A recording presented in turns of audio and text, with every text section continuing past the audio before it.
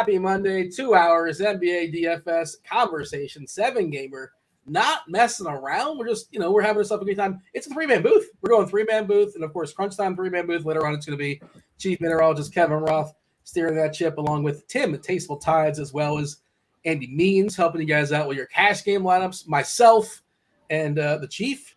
Will, what's going on, dude? How was your weekend? How are things in your life? Things are all good? Yeah, man, it's good. NFL wasn't great this weekend for me in terms of props. The Patrick Mahomes. So I had a whole lot invested in the Jaguars passing attack, and believe it or not, the Patrick Mahomes injury just kind of slowed that whole game down. So they still almost all hit. Believe it or not, like Christian Kirk catches a big pass in the middle of the field in the fourth quarter. He goes over, the drive stays alive. Well, instead, he doesn't catch it. He gets hurt. He comes out. The drive doesn't go as planned. Lawrence throws an interception. So we were on the right track. But if Mahomes is healthy the whole game, we end up with probably a ginormous weekend because, it was going to turn into a track meet. But early in the third quarter, I think the Jags were down 7.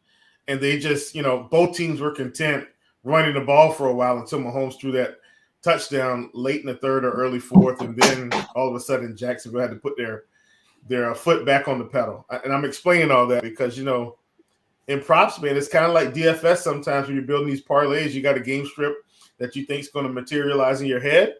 And if it goes right, you're ready to rate. If not, then you're hoping for some 2-minute magic at the end to get everybody over. And we almost got it. Trevor Lawrence has got to take care of the ball. Young team, they'll be okay. And that was mostly my weekend, Dean. Well, how about Keith? Can you top that? How was your weekend? That's Keith Eister. Eyes. The football sucked, by the way. I'll just say 0 for 4. All 4 games stunk. It was bad football. I had no rooting interest as far as, I don't know, favorite team. I said some DFS stuff, and it was just bad football. Hopefully we do better. We got 3 more left on layaway, 2 coming down the championship games this weekend. But Keith, you agree? Was the football terrible? I think it was terrible. Yeah, the football was terrible. The Mahomes injury, like Chief was saying, was definitely a huge deal for that game. The one that surprised me the most was Cincinnati-Buffalo. I'm not terribly shocked that Cincinnati won, but I am shocked that they absolutely dominated. Their defense was awesome. Buffalo I'm not shocked at all. I'm not shocked. I was saying they completely shut down Buffalo? Yes, I was saying it early this week. Listen to Food for Thought. I felt like Cincinnati was going to handle Buffalo, and I talked about the fact that, I think we overlooked things because of Josh Allen, but Buffalo had not been playing well for a couple weeks. It didn't just start Sunday. Look at the Miami game. Turnovers, let Miami back in the game. It wasn't like they just suddenly showed up and weren't playing great. I felt like they weren't playing great for a while. And, Cincinnati plus 5.5. That's all I can say. Yeah, like I said, I'm not surprised that they won, but Josh Allen not being able to do anything was a bit surprising. Also, Cincinnati had a ton of injuries along their offensive line, and their offensive line played awesome against a really tough Buffalo front too. So, Cincinnati winning wasn't surprising, but I would say covering 5.5 was a little surprising. But the way that they did it was the most surprising. Not for thing me, Keith, for me. Keith. You must not be reading Spurs and Odds, buddy. I wrote that down big time. Cincinnati plus pay the man. Our good friend Eric says, "Oh, this is the NFL show." Oops. That's a good one, Eric. I like that one. That's a good one. It's only 7 games. We'll get some. Plenty of time for some NBA for sure. The audience is right, so I'm going to come in here and I'm going to break up this NFL chat, and I'm going to ask you guys a question before you get into the slate. Oh, and we'll do a couple of these throughout the show. Would you rather have every movie you watch slowly turn into Shrek, or have every song you listen to slowly turn into Smash Mouth's All Star? Definitely option 2. Definitely option 2. Oh wow, that is a question. You're not gonna be surprised. Probably, I've never seen Shrek before. Jesus Christ! I'm aware he's a green guy. He's an ogre. I know. I could pick him out of a lineup. I know what he looks like. Rob, you see this? You see this, Rob? I don't know. The guy that does movie reviews has never seen Shrek. I'm not a child. I'm not like 9 years old. I mean, what it's not. Shrek came out in 1933. You had to be at least 4 years old at that point. Wait, Shrek is from the 30s? No, I'm just stating that it's at least 30 years old, though. I don't know what the original Shrek, probably like 2005 or something, 2002. I don't know. I had no interest. I don't know. Oh my God, Dean, you're an adult. Grow up. Have most adults seen Shrek? Create new ways to amaze me, Dean. I'm not saying you in fact should be on the Dos Equis commercial. You are the most interesting man I know. Keith, you have not chosen. Keith, have you seen Shrek? I've seen bits and pieces, but to be fair, I don't think that I've seen it start to finish either. Yeah, just like no, but you've seen dudes without kids. Like, Keith, we can accept that. It's going to come on Fox and all these movie channels. You get a snippet here, snippet there. I get it. Came out in 2001 for the record. So yeah, that was the original Shrek, 2001. PG. It's a kids and family comedy. Like, why would I want to see this? Like, no, I'm sure it's well done and the kids love it. Dean, when you live down here, does your brother have a kid? They have nephews. Yeah, I have nephews. Okay, exactly. You're not getting out of this. You're not getting out of this. I'm not a great uncle. Keith is trying to get out of this question. So, Keith, which one would you prefer? I mean, I got to go Smash Mouth just to avoid the unknown, I suppose. My answer is Smash Mouth as well, and it's a game theory thing, if nothing else. I love music, but I enjoy. If you're going to take one away from me, I'd rather you take music away from me than watching movies away from me. So I want to save the sanctity of my movies. Yeah, I'm the same spot because I can listen to podcasts. I can listen to Food for Thought. I can find all these shows from Dean, right? Because I'm a company man. I can find all these RotoGrinders shows on the podcast and not ruin my movies. We will be doing more of these questions throughout as well, by the way. For Keith and for those out there in the chat, what's up, chat? Kindly hit that like button, subscribe, and turn on those notifications. Do all the things, hit all the buttons. We do appreciate. We'll knock out the 7-gamer in just a second. Again, get comfortable. We're here for 2 hours, taking y'all up the lock and beyond. But as Chief was saying, scores and odds, Keith, and I think I'm fairly certain you're aware of the product because you write for the product sometimes. Indeed, I do. I'm very well aware of it. Yeah, so we've got you covered at Scores and Odds, number one place for all things sports betting. Check it out for everything you need to make yourself a better sports bettor, including the Parlay IQ tool with automated Fanduel Sportsbook integration. So feel free to check that out. Hoosiers wants to know what my go-to karaoke song is. I do have an answer for that. 500 Miles by what's the name of that group? They're like a Swedish pop group. From the they're twins. I would walk 500 miles and I would walk 500 more just to be the man. You guys know what I'm talking about or no? I know the song. I can't think of the group. Yeah. Yeah, I know something. Well, of course you know that song, Dean. It's a ridiculous song. It's so dumb. Do you guys have a go-to karaoke song? Well, Dean, I'm actually a musician, so I don't really have a favorite. I mean, my Mrs. Chief loves karaoke. We've got a karaoke mic at the house, like one that you can hook up to your Bluetooth phone, and it plays the music through sitting downstairs on the TV stand. It's got glitter and stuff on it. We did it for Christmas. Wow. We did karaoke for Christmas with the girls. It was super fun. So, yeah, man. Any genre. Before or after with the girls? What's that? Did you watch Shrek before or after? That's my understanding is to be a good parent. No, we didn't watch Shrek. We watched The Grinch, Illumination version. I don't know which. Is that with or Carrey or without Jim Carrey? The Illumination version is like a cartoon, like a 3D version cartoon. So no, not Jim Carrey. Jim Carrey's like a real people edition. This was Illumination is like. Dean, do you know Illumination? It's like the Minions. Illumination. I'm aware of I could pick them out of a lineup. the yellow, right? The Minions. but I've never seen the Minions before. Again, this is pretty clearly established. Yeah, I hear they're fantastic. If you're 9, put that quote in the back of the DVD. Rousing endorsement. But all right, we should talk about the slate. It's a 7-gamer. Pretty easy to knock out in our allotted time. There are some really, really important body parts that we're monitoring on the slate. Couple dropped in the middle of the day. Never too much, never too much, never too much. Oh, yes.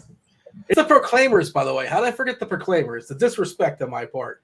We sing 500 Miles. What's your second favorite Proclaimers song? I have no idea. They were a one-hit wonder. But Steven Adams, he's got a knee. He's questionable. Back-to-back, third game in 4 nights for Memphis. That's a big one, but even bigger is Ja Morant. Same deal. Back-to-back, third game in 4 nights for Ja. If he doesn't go, we know the deal. It's Tyus Jones season. The tricky part here, Keith, and just kind of giving the overview as far as the slate, is that game is at 10:30. And when will we find this information out is important because 7 games, 2 at 7 o'clock. We got 2 games at 8 o'clock, and then we have another break, 9 o'clock, then at 10 o'clock and at 10:30. So at worst, if you kind of like load up your lineup and you're sitting there with Tyus Jones, you're sitting there with Brandon Clark and Bane, and Bane's fine as is. You'll probably get at least the San Antonio Portland game kind of work with if you have to adjust. But what is our strategy here? Because so clearly Tyus Jones will become the best play on this slate. You tell me otherwise if he wouldn't. If Ja does not play, but when will we get this news, and how do you strategize? How do you prepare for it? Yeah, I think that's clearly the most important thing that we're waiting on. And it's the situation that I want to target the most as well. It's a great matchup against Sacramento, who plays really fast, is pretty bad on defense. So it is worth waiting for, in my opinion. If we don't know anything by lock, I'm probably going to be extremely light on the 2 7 o'clock games. Yeah. The 8 o'clock window, I think, is more interesting. DeRozan is underpriced. I think you have to play a little bit of him. And then the Minnesota-Houston game environment is amazing. 2 more fast teams struggling on defense. Gobert questionable, which is important. We saw Anthony Edwards smash yesterday. So very interested in the Minnesota side. Hopefully Gobert plays so we don't have to mess with Naz Reid anymore. That has been painful for the last couple days. Yeah. But another fantastic matchup there against Houston. So I think that's when I start making decisions, is for that 8 o'clock window. The Charlotte-Utah game at 9 o'clock is awesome. And the San Antonio-Portland game at 10 is awesome. So I think we have plenty of things to go ahead and push our decisions back on the slate. There's nothing I absolutely have to have in the first 2 games. Tatum looks really good. Certainly you can play some Jaylen Brown. Giannis is coming back from injury. Who knows how many minutes he's getting? There's blowout risk against Detroit. I'm fine fading that situation. Giannis never a comfortable fade. But I think with the way that this slate is set up, there's so much good stuff that could potentially open up. I'm fine waiting a little bit for some news here. It seems a little weird. Like this is the spot they're having Giannis come back and Middleton come back, right? Like a game against Detroit. Like who cares? But doesn't it just feel like a 25 Giannis minutes night? Like Yes. they're just easing him back in here, right? And then they're going to be up by 20. I'm very concerned that that's what they're doing. I feel the same way, except for the Boston thing. Is I feel like I don't want to say you need Celtics, but the Celtics look really, really good. We'll get to it. Smart is out. Brogdon is out. Almost definitely. Like, look, Robert Williams, they play tomorrow night versus Miami. They're not going to be, they're going to flip-flop Horford. So, like, my brain tells me that Horford plays tonight, doesn't play tomorrow, and Williams sits tonight, doesn't play tomorrow. Oh, no, Williams plays tomorrow and sits tonight. So, I think they're going to be without 3 key pieces, I think. But so I'm not really sure. That's the one tricky one. But I do like your theory of just punting the 7 o'clock games. That's the one I'm most scary about having less of Boston pieces. And the other thing is, you mentioned Gobert. If Gobert sits, yes, Naz Reid could become a thing, assuming he can keep his hands to himself. Yes, we saw what's his name get loose, Nathan Knight. Any center from Minnesota, the backups, they're just really, really good fantasy wise. If Garza can get in the court, he's good too. Şengün destroyed this team last time when it was without Gobert, and I think Şengün goes up if Gobert's not there. And the other thing is, I think Sabonis gets better if Steven Adams doesn't play as well. So there's the trickle-down stuff as far as the other side of the court, too, to think about. Well, we're going to go around the horn and do our favorite plays. fair plays position by position. What? That's baseball. That's like 2 months away. What am I talking about? No. We're going to the game by game. I'm just getting the reps in before baseball season starts, but 66, 67 days, give or take, until we have the start of the MLB season. Well, what do you want to focus on? What's worth pointing out from the old, screenshot of the entire slate before we zoom in and do game by game? What do you want to focus on? What's important to mention? I feel like maybe we glossed over it, but LaMelo Ball could sit tonight. Like, I know we talked about the Charlotte game in general, but I think LaMelo Ball sitting is just as impactful as Ja Morant sitting in the Memphis game, Steven Adams. If Ball sits, it's going to open it up big time for some of these Charlotte guys in a game that they should be able to keep pace with Utah. Now, will Utah win this game? Don't screw this up, Charlotte. Just play your best and stay in the Wembanyama sweepstakes. But I definitely think this is a big time game on this slate if Ja sits, because now pretty much this whole other starting five is all in play. Like, pretty much everybody, including my favorite play on the slate if he does sit, in PJ Washington. So we'll just kind of get to that. I think injuries are going to drive the slate. I'm with Keith.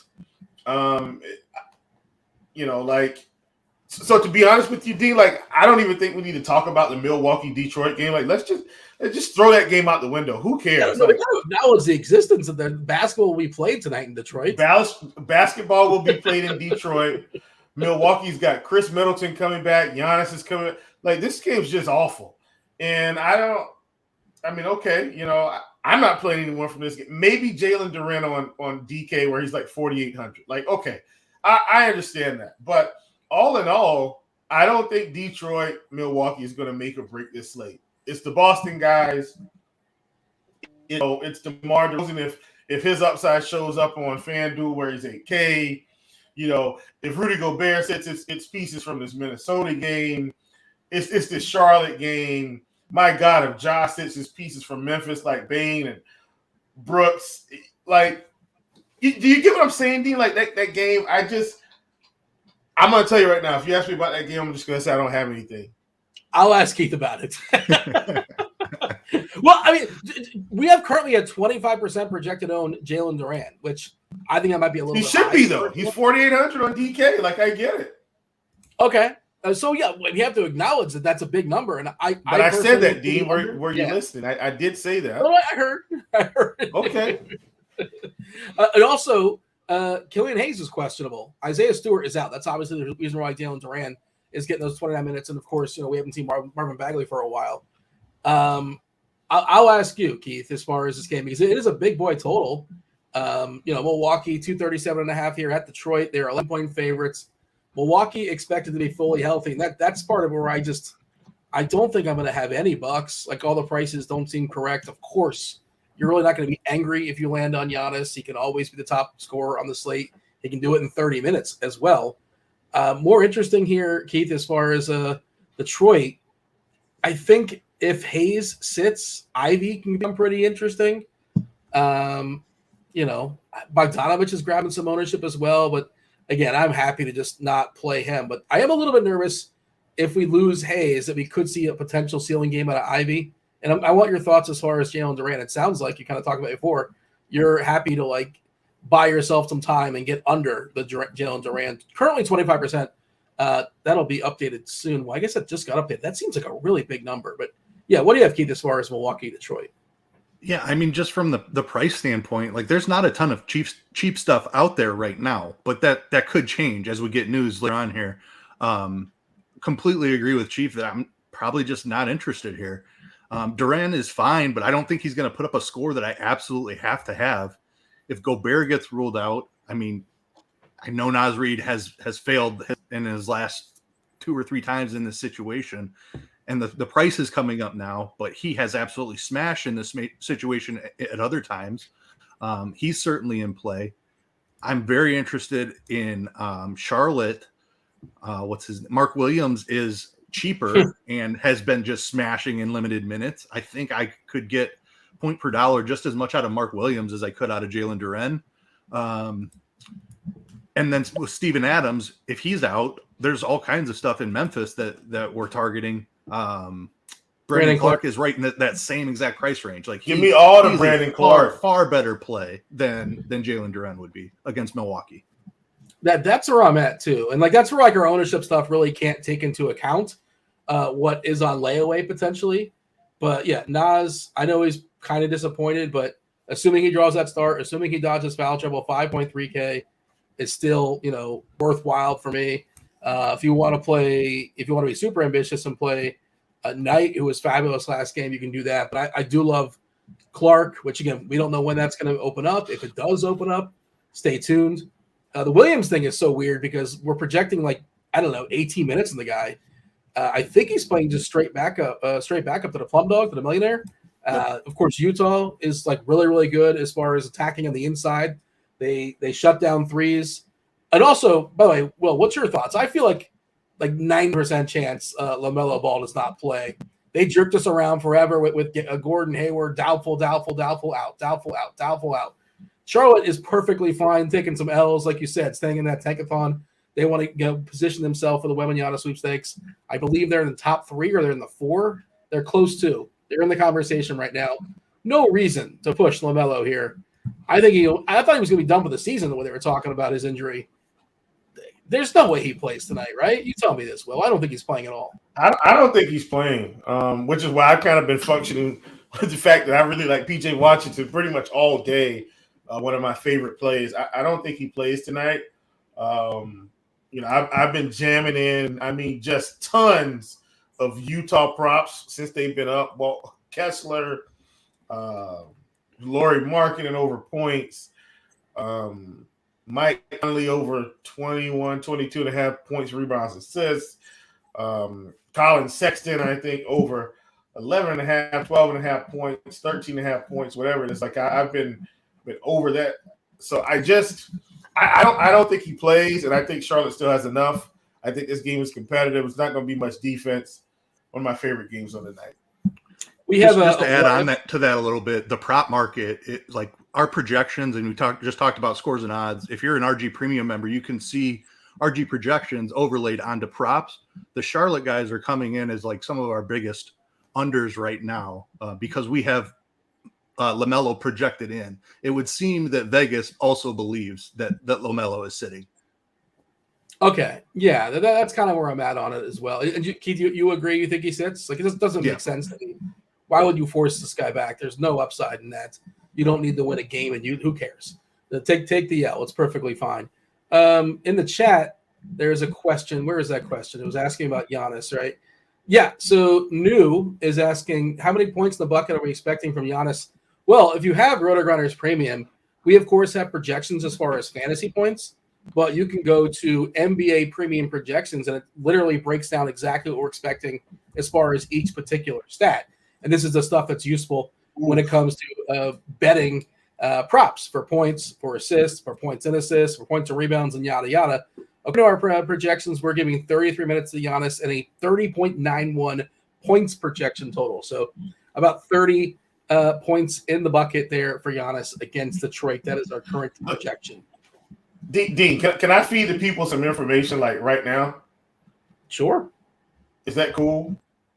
Yeah. Listen, people, you need to get on these Charlotte props immediately.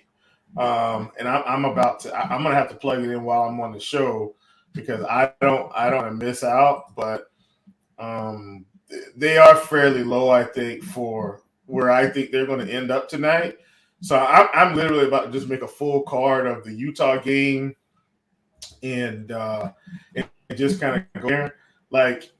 I'll tell you exactly what I have in a second since we're on that game for anybody that's heavily into props like I am. I will drop this in the prop shop as well for all of my good people there. And let me I've got 2 more props that I need to get in. I've kind of been on these props all day, but now that the Charlotte guys are up, there's no reason for me to not run a full stack of this game. So I'm running 2 and 2. 2 and 4. So I have, where did he go? Okay. So I have Rozier and PJ Washington. I'm actually taking fantasy points on those guys. Let's see. I'm sorry, I'm trying to make sure I get it in because I don't want to mess up. You're betting this. All right, so yeah, literally. So I've got Terry Rozier at 34.5 fantasy points. That's FanDuel score, by the way. And I haven't looked at our projections specifically, but I have to assume they rule out Terry Rozier's fantasy points projections in our stuff. It's probably going to go up to like 42. Like that's like my baseline. That's what I'm thinking FanDuel scoring. PJ is at 26.5 on Prize Picks. My assumption is he goes up to around 29, 30-ish, maybe even 31, 32, depending on how they log it.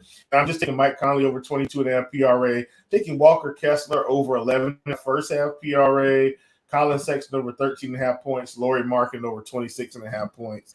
I am going to drop this in the prop shop while we're on the show. Some of you watching, some of them may not be watching, but now that those lines are up, I'm expecting LaMelo to sit. Like, I think you need to get on those right now. Chief, I looked at it. They will go up if he gets ruled out.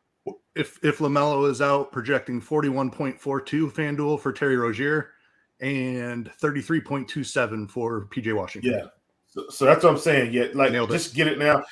And also, Dean, right on cue, backing up what you were saying, Robert Williams is out tonight. Yeah. Spoiler alert, Horford's not playing tomorrow night. Williams will play tomorrow night for Boston. But go ahead. Continue. Yeah, absolutely. And yeah, if the people aren't aware, Keith just kind of pointed it out. There's also a what-if scenario for Charlotte, specifically for Ball. Not just this scenario. We have it for Jabari Smith for Houston. We have it for Okongwu for Atlanta. Can't do every single injury. Obviously, there's a billion injuries, but the key ones. We also have Robert Williams if he's out. So we're probably going to be updating that one shortly as well. That one just dropped for the people as well. So, tell the people, Will, if they're not aware, just tell them, what is the prop shop? What is this prop shop you speak of? So the prop shop is it's a Discord channel built in within the RG main Discord, and it's just a place for people to come, hang out, talk props, and try to earn as much money as you can. A lot of sharp minds in there. I don't have the smartest person in the room syndrome, so you don't have to worry about me trying to hover over it. We all tail each other. We all find information. We share information together. And we have what I like to call the joint sweat. So, somebody finds a good prop, we all hop on it. We put that together with other good props. And at the end of the night, we look to have a big payday every day. And so are you allowed to tilt in the prop shop? That question in check. Is tilting allowed? Is it encouraged? Is it discouraged? You can tilt. Let's just not go overboard. What we mean by overboard is sometimes people get disrespectful. But, and if it comes to that, we take care of it. But mostly, man, listen, the prop shop is a beautiful place. So many sharp people in there. And so I love it. Yeah, and it's important to note that it's free. There are some premium Discord channels. That is a free Discord channel. All you need is a RotoGrinders free. You don't need to be a paid membership, just an RG account. This is what I'm afraid of here, Keith. Hayes just ruled out. Yeah. I think some Detroit guys are tell me I don't have to play Jaden Ivey. Tell me that. Say it with confidence. You don't have to play Jaden Ivey. We've seen him fail in this spot before. If he's not making his shots, yes, he's going to pick up a few more assists more than he's going to handle the ball, but it's still a matchup against Miami at full strength or against Milwaukee rather. Yeah. I don't think you have to play. It's not like he's 4K. He's 6K. So he needs to do more than like 25 fantasy points isn't getting it done for you. You need 35 out of him probably to matter for a tournament. All right. Yeah. Even 35, I'm fine. Yeah, whatever. I just don't want to drop a random like 45 on us. And Michael in the chat reminding us we absolutely positively do not have to play Corey Joseph. Even if he draws already at 3K, we don't have to do that, right? Tom Head don't have to do that. Correct. You do not have to play Detroit ever. I don't think there's ever a slate where you have to play Detroit. Boston and Orlando, the other 7:00 game. Again, like information is really, really important tonight. If we don't have it by 7, you want to just make sure you're playing really good plays here. For what it's worth, Isaac expected back for Orlando tonight. We have not seen him, I think, since the bubble. It's been several years. They're giving him like a 10-minute projection. And also, so Orlando is fully healthy, and they have a bunch of dudes. They might play like 11, maybe 12. Who knows? Boston without Smart, without Williams, without Brogdon. So their rotation is going to be squeezed a little bit here. I'll throw this one to you as far as Boston and Orlando. And again, like Tatum could absolutely be the highest scoring player on this slate. Williams is going to get his minutes pumped up a little bit. We see if you want to throw a dart, Peyton Pritchard is an interesting cheapie if you want to go that route. Derek White, of course, is going to get a nice minutes bump as well. How do you feel about the Celtics? And again, as far as how the slate is structured, man, you can't miss here. I don't think you can miss here unless like the news does not fall your way later, and then you're just kind of stuck later. But you got to get the Boston guys right. How willing are you to roster yourself a fair bit of Celtics? I love Boston tonight. The less players you have on an NBA team, when you have a guy like Tatum and a guy like Jaylen Brown, I do feel like the easier it would be for them to hit some form of upside. Because like Tatum, and I'm just using this, and I know I'm using props, but I promise I'm going to parlay that into DFS. So Tatum's line right now in the books is 31.5. 32.5, probably some places. But so just think about that from a DFS perspective. Basically, what we're saying is we expect Jason Tatum tonight to score somewhere around 30 points with upside for more. What does that do for fantasy? Well, that means now his floor is probably around 38 fantasy points because he's going to rebound the ball. He's going to get a couple assists. He's going to have some turnovers, maybe a block and a steal. But generally speaking, in this particular game environment, barring, an extreme blowout, which I don't think we're going to see tonight, Jason Tatum's floor is probably around 40 in this spot. Wouldn't you agree, Keith? Like 40 is probably his floor here, roughly. So yeah, he's I do starting agree with out the game. What's that? I do agree with that. That sounds right. So he's starting out the game, in my opinion, way ahead of a guy like Giannis tonight, who's got pretty much everybody back. So Jason Tatum's one of my top spins on the slate, like period. And then Jaylen Brown's going to do his thing too. Don't get me wrong, but I mean, we could see Tatum just go nuclear here in this spot because Orlando isn't going to lay down. These guys are at home. They're getting more healthy. Like this team is as healthy as it's been all season. Gary Harris is back, and Franz, Paolo, and Wendell Carter Jr., Bobo. Like they're going to have bodies to just sit here and throw at Boston all night long. Is Boston the better team? Yes. But are they shorthanded? Absolutely as well. Tatum's my top big spin on the slate. And I'm just kind of going to give you this just so you guys get an idea. So 31.5 sitting here at points. 8.5 rebounds, around 4.5 to 5.5 assists. Like, just think about what the sports books are telling you here. They're expecting massive production from Jason Tatum, and they should be because everybody's down, and he's been playing well. So parlay that together. I think Jason Tatum's a fantastic player. I think you need to get these Boston guys, like especially on DK, where Derek White's low to mid 5Ks. Like, just plug him in. Like, he's gonna play. Do I think you still need to make sure you have room for the Charlotte game, for the Memphis dudes? Absolutely, but I don't think we need to fade Tatum because I think he's probably got more upside than anybody on this slate tonight. Keith, 12 guys were projecting to play for the Magic. They're just a mess. They have to trade some of these guys off because it's a roster where there's a bunch of dudes that are like the 9th best player of most teams, basically, that like are just good enough to get run, but obviously not good enough to actually matter. Outside of like Banchero, Carter's pretty solid, but it's just a mess as far as their roster. They have to trade some guys. We're 12 guys. Are we messing with any of these Magic players? Let's just knock that one out, Keith, because I don't think I'm playing anybody in Orlando. I'm not playing anybody on Orlando. Isaac coming back. I know it's only 10 minutes, but if you pull a minute or two from everybody, that's just that many more fantasy points that they can accrue. So it's already a really wide rotation. Now we're adding another body to the mix, and it's a difficult matchup against Boston.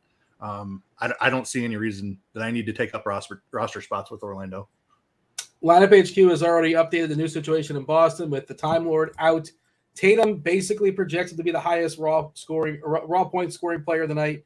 He's right there with Giannis neck and neck, and he's 1K cheaper, which is why, one reason why Giannis is going to go heavily under-owned, right though, but also, you can get yourself some Giannis. It's never really a terrible idea necessarily. Tatum at 15, 16%, 55 fantasy point as far as the projection. What about the other guys, though, here? I see this is the question that Steven in chat's asking about. Any love for Cornette? I'm concerned about Horford having a good game. I'm not really sure why you're concerned about Horford having a good game, but also loving Cornette. This is, Keith, at 7 o'clock. I do not want to be married to Luke Cornette when so much good stuff can open up later on. I am not playing Luke Cornette. No chance. Feel free to address that and just the other pieces as far as Horford. 34 minutes of Al Horford. And again, he's probably resting tomorrow. So they might push him an extra minute or two if need be. White, 36-minute projection. Grant Williams always gets a big boost as far as minutes when guys out 36 minutes. The rotation will be really, really tight here. And I guess the sixth man will be Peyton Pritchard. They're going to dust off Blake Griffin for a few minutes according to our projections.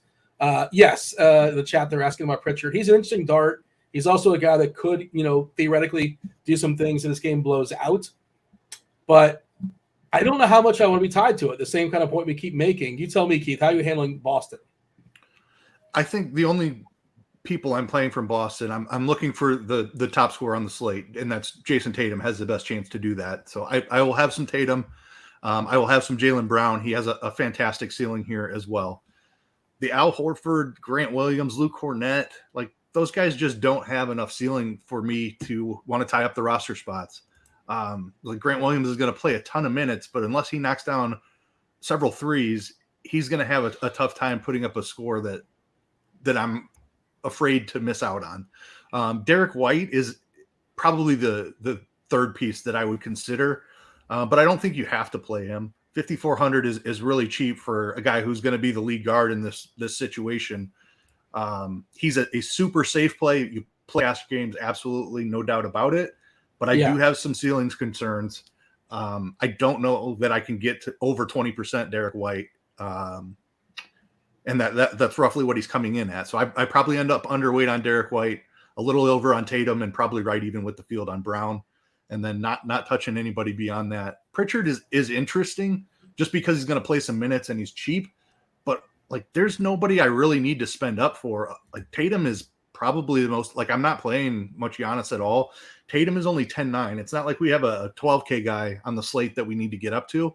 Sabonis is interesting if Adams is out. So maybe that's another guy, but I still don't think you have to play somebody in the 3K range. And we talked about a couple options later on in the slate as well. Yeah, if you're playing cash, I think you're playing Derek White, like you said. Yeah. I'm running some optimals now. And again, the optimals can totally change if the news breaks a certain way, if Ja is out, if Gobert is out, if Steven Adams is out.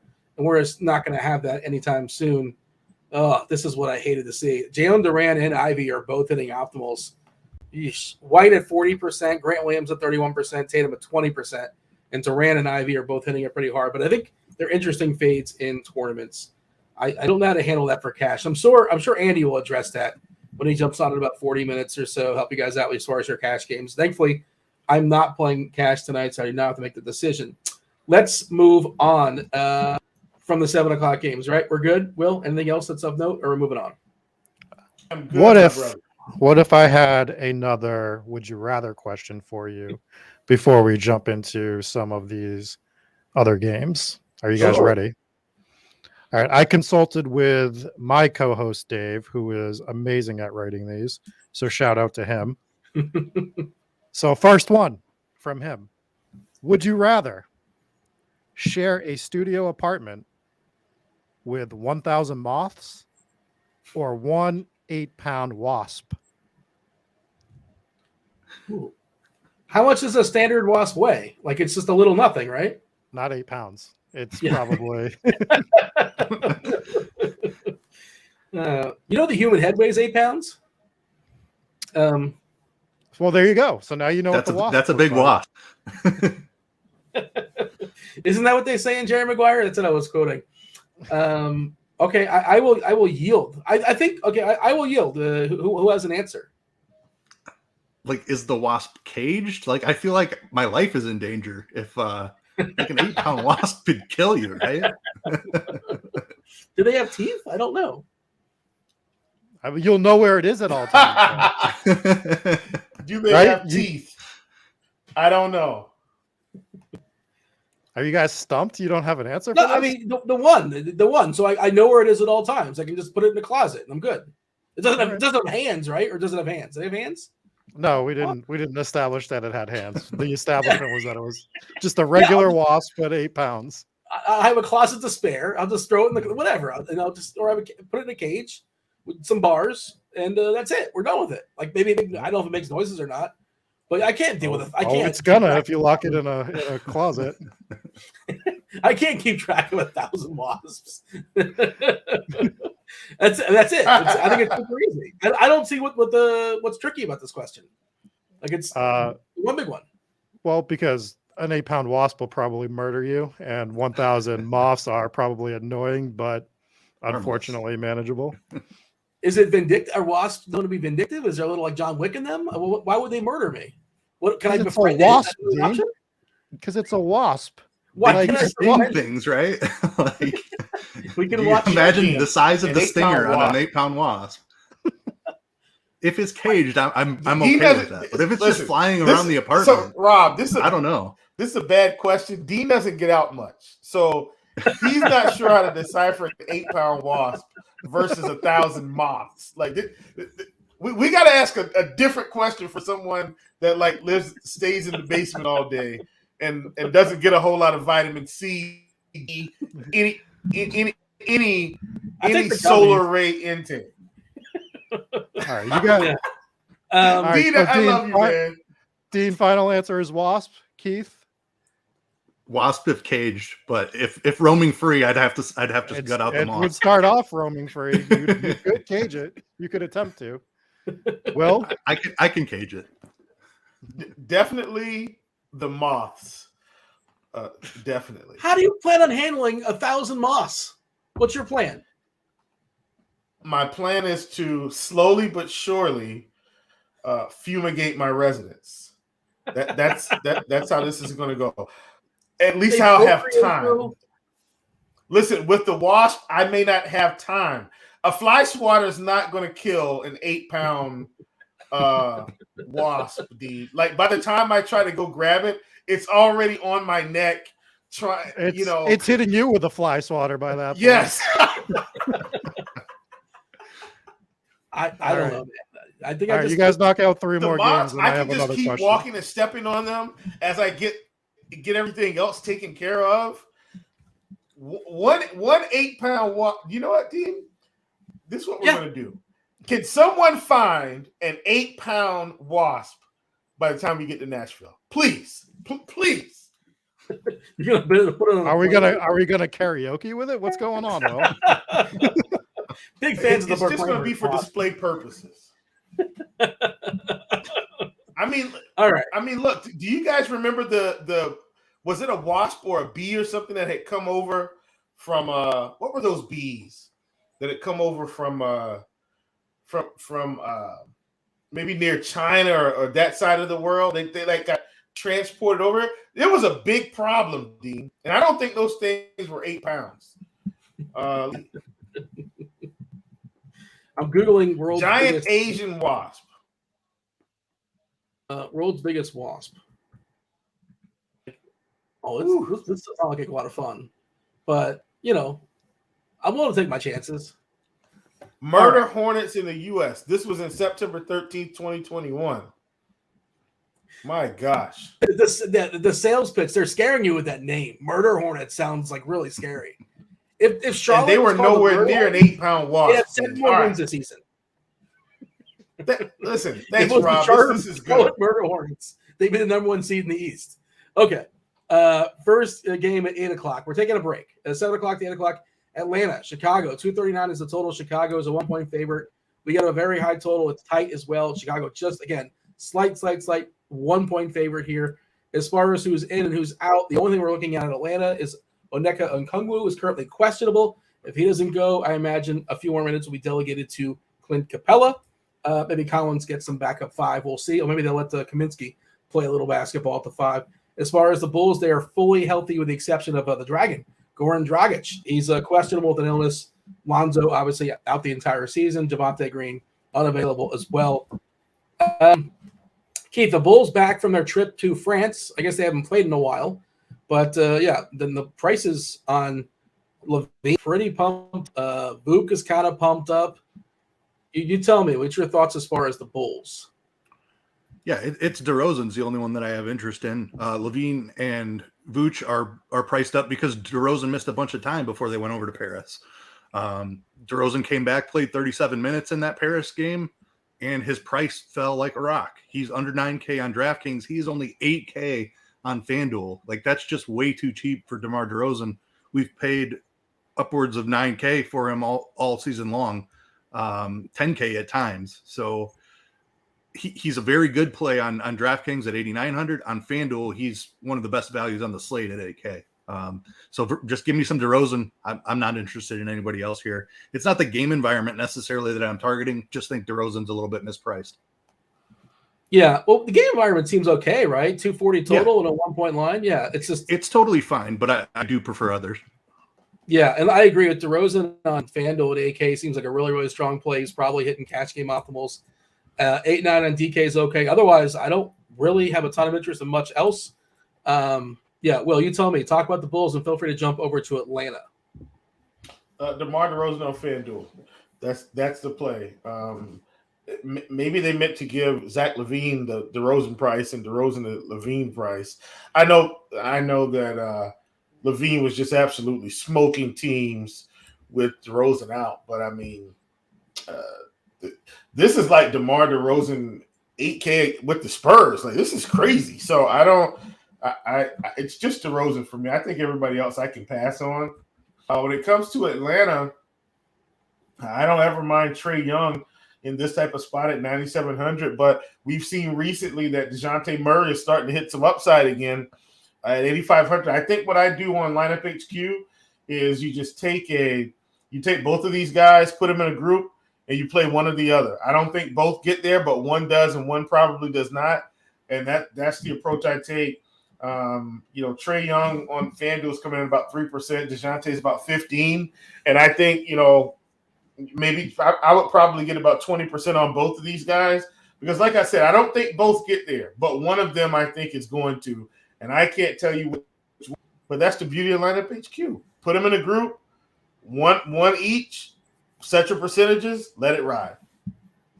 Keith, Atlanta, and also if Okongwu gets ruled out, how much do we move up a guy like Capella or a guy like Collins? Does it move up enough for you to pay attention to? Well, I think Collins is in play on DK anyway. He's 5,600. Like, you just play him.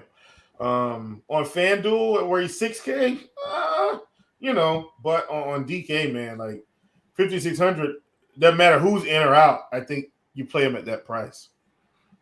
I agree with Chief. If Okongwu's out, it's Collins is a guy you want to target. Capella is never a guy that plays a ton of minutes. He has not played over 23 minutes since he's returned from this injury. He's projected for 24 right now. If Okongwu goes out, I think the max we project him for is like 28 minutes, and that's like he's not going to play over 30 minutes. They just don't play Capella that much. So it's Collins closes, that I want. Right? He probably closes. I think he does. I mean, last game he played 24 minutes. That's interesting. Yeah, basically a direct chop with the Okongwu. I didn't mean to cut you off. I apologize. No, I was thinking on it also, so not cutting me off. But like he's still like 28 minutes. Like, he's fine at that price. But I prefer Collins. I think Collins is the guy who could play like 38 minutes and just really go nuts.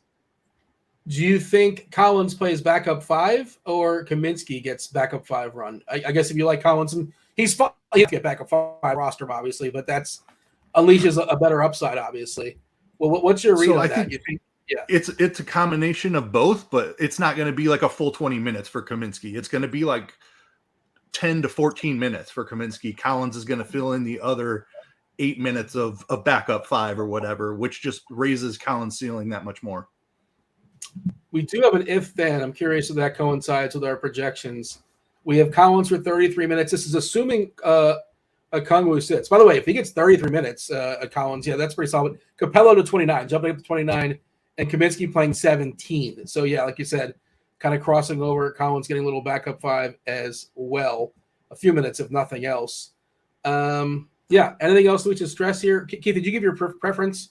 You're considering salary, considering ownership. The big boy on Atlanta, is it Trey or is it Murray? Which do you prefer amongst those two guards? I love Chiefs just make a group where you can only play one, and I also like attaching DeRozan to them as well. If I'm playing Young or Murray, I want to play DeRozan on the other side.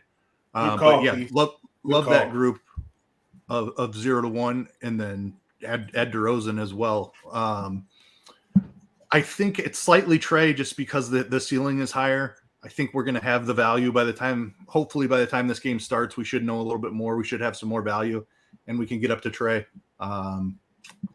Trey slightly, but it's close. I'll have both of them. I see breaks in chat mentioning Hunter. I'm okay landing on Hunter. I'm not necessarily seeking him out, but if he's the last guy in, Keith, DeAndre Hunter at 5'2", are you okay with that? You're not blowing the lineup up, right? It's fine. I think it's fine. It's fine. I'm not excited about it. Definitely don't love the price, but if I loved everything else, I'd be okay with it. All right. Murray or Şengün is a question in chat. In the utility, I'm curious because that's our next game, and I don't know if I'm the right person to ask because I'm such a homer for Şengün. Been incredible of late. He smashed this very team his last time out. His minutes have been outrageous. That's the other thing, like projections haven't really fully caught up with. Even the price is at 8.4, and I think there's some meat in the bone for Alperen Şengün if things crack his way. Minnesota at Houston, 234 is the total. Minnesota is a 5-point favorite here. Houston doing an incredible job of developing Şengün and losing. 13 straight losses for Houston. Good job by them. Number 1 currently in the tankathon. Just fabulous execution out there by the Rockets. Şengün getting like 36, 37 minutes. They might get pushed down a little bit, but again, his season-long average is like 27 or so. KPJ being out is certainly a boost to lots of rates on the Rockets, and Jabari Smith is also questionable, which would boost Tari Eason if Jabari does not go. But yeah, Keith, let's talk about Şengün. If you have an answer as far as Şengün versus Murray, I just love Şengün, so I don't know.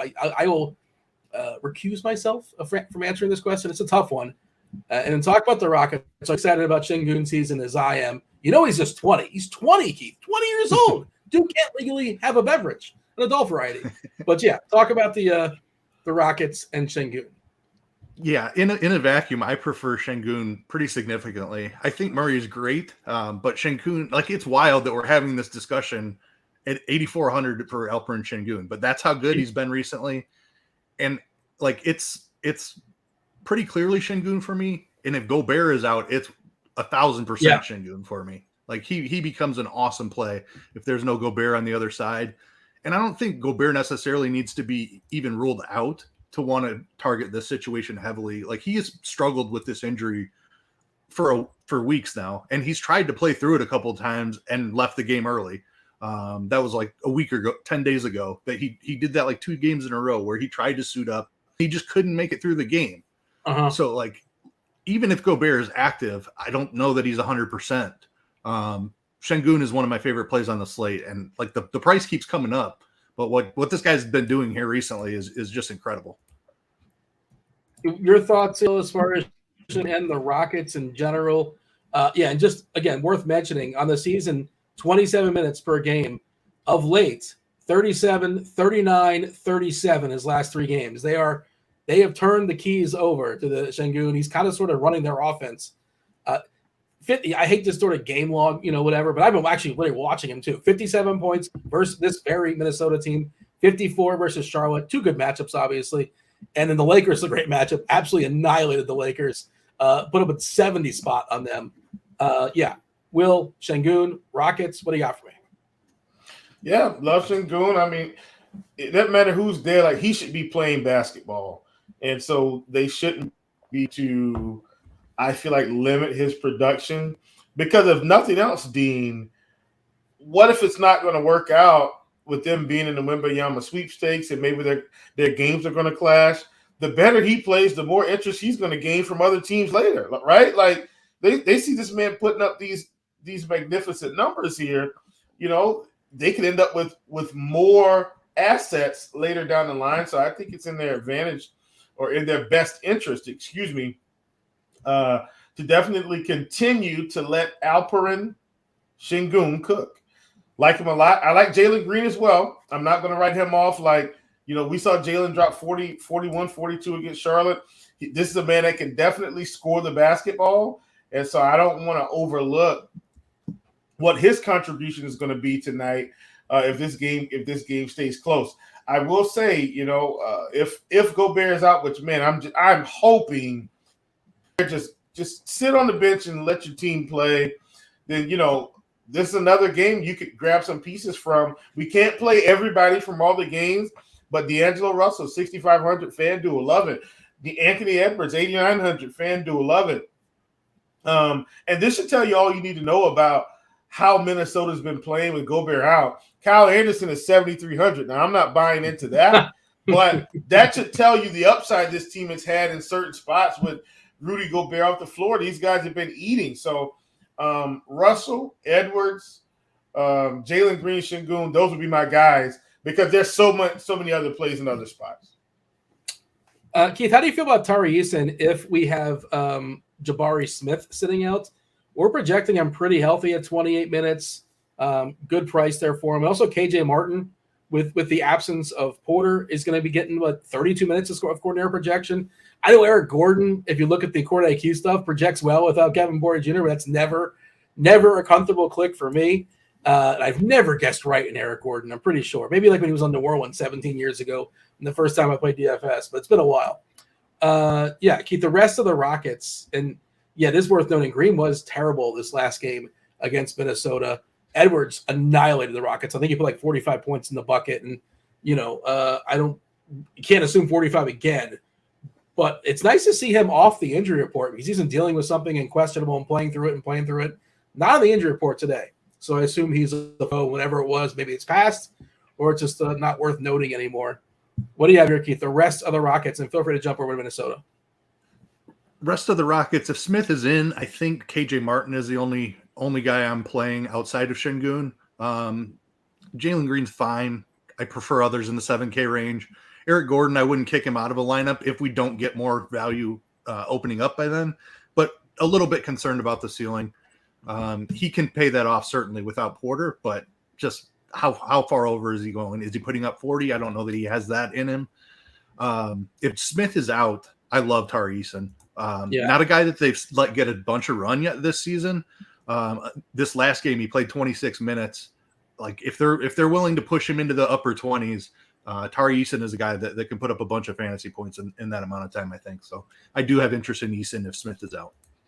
The two best point per dollar fantasy players on the Rockets, Şengün at 1.25 on DK, Eason 1.02 on DK, ahead of Green at 1.98. No, 0.98. No, 1.98. That'd be absurd.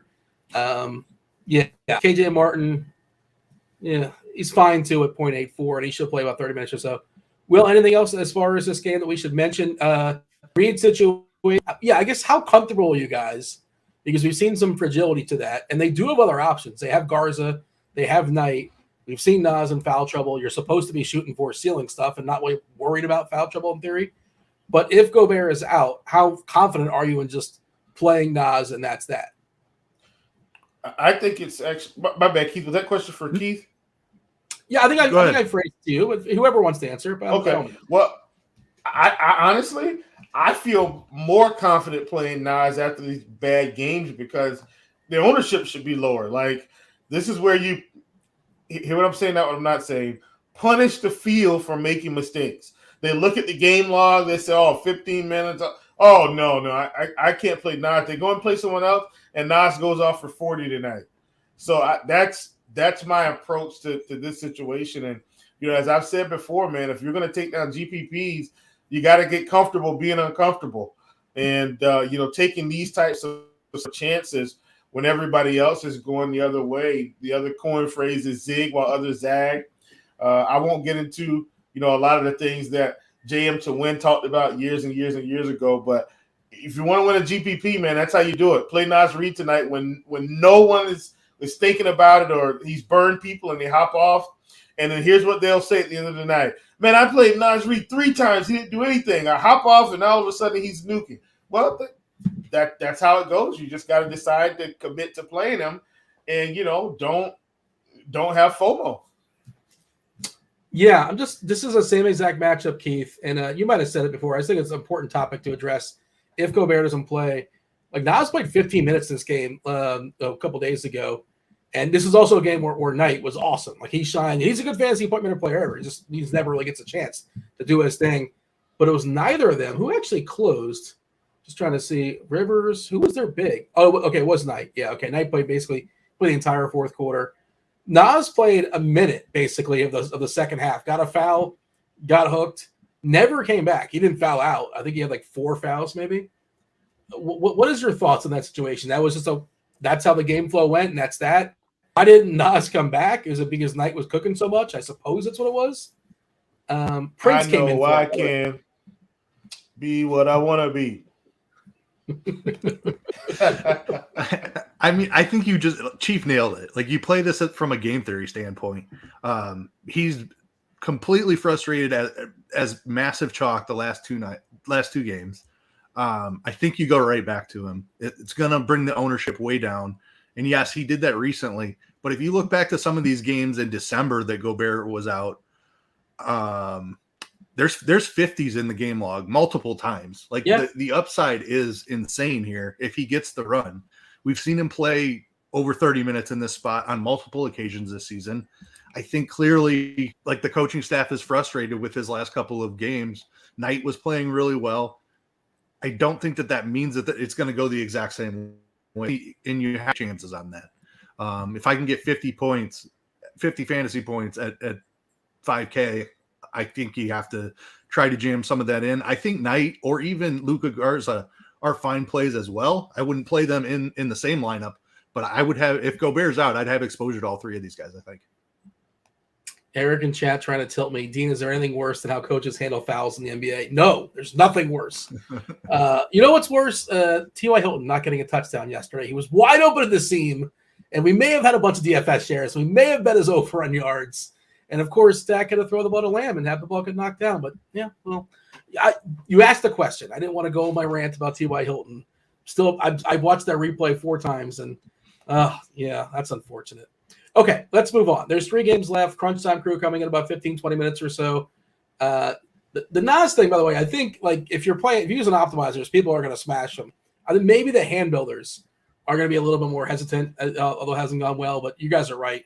The ceiling is incredible. Like, you just whatever sort of risk there is, if nothing else, you're playing them in cash games if Gobert doesn't go. But let's talk about the Hornets. We've already kind of talked about them. Hornets at the Jazz. We have LaMelo Ball officially questionable. I think collectively we all agree that he's not going to play tonight. Projections currently have him in. Cody Martin is doubtful. We have a revenge game for Gordon Hayward. Only out for Utah is Kelly Olynyk. Big total, 240.5 is the total. Utah is an 8-point favorite here. Well, I'll let you open this one. Your thoughts. Feel free to reiterate. Summarize. You talked about it earlier as far as your Hornets. I know you liked Washington. Well, go ahead. The platform is yours. The Murder Hornets. I stand corrected, Robin chat. Yes, the Charlotte Murder Hornets. Again, they would be the Eastern Conference winners if they officially changed their names. But go ahead. What do you have, Will, as far as the Hornets? Yeah, like I've talked about, PJ Washington definitely my top target from this team tonight, and that's more of a price play, just because I think PJ can go. I think he's going for another 40 spot here, and I also think Rozier is going for 40 plus. So I'm taking the discount with PJ as a favorite, but I'm playing Rozier. Like Scary Terry gets unleashed. He already shoots a lot anyway, and now you take away LaMelo Ball and put the ball in his hands for half the game. He's going to be chucking out there, so I like him. Not only that, Dean, they are going into Utah, but Utah is a soft defensive team. This should be a back and forth affair. I like both sides of this game. Lauri Markkanen at 8,600 on FanDuel, a little bit cheaper where he's plus 9K, over 9K there. So I like him. Walker Kessler's at 7,900. I'm not enthused about that price on FanDuel at all. So I'm not going to invest in him. But Markkanen, Mike Conley, these are guys that I like. I don't mind Colin Sexton coming off the bench if he's going to keep getting close to 30 minutes. Not 30 exactly, but if he's going to play 27, 28 minutes in this spot, I like Colin Sexton. And then you've got, once again, my favorites, Rozier, Washington. Gordon Hayward hasn't been playing 30 minutes, but I think it's a price play at this point. I think he's a little bit too cheap for the possible performance that you can get. He gets anywhere near 35 fantasy points, which he can do. That's a great number for his price. 5,200 on FanDuel. I think he's 53 on DK. Really good price point for him. Yeah, the Hornets, some of their defense, they're the Jazz, really vulnerable inside, really good at shutting down threes on the outside. Keith, what do you have as far as whoever to cover, whatever you want to cover, jump off both sides, Charlotte and Utah? Markkanen's a big price. He certainly justifies it on occasion. Kai is getting a fair bit of ownership on DK just because he's pretty cheap there. And, he feels like a guy that you can play in cash games, but what is the ceiling here? The ceiling may be the roof there, according to the chat. Yeah, 25% on Connolly.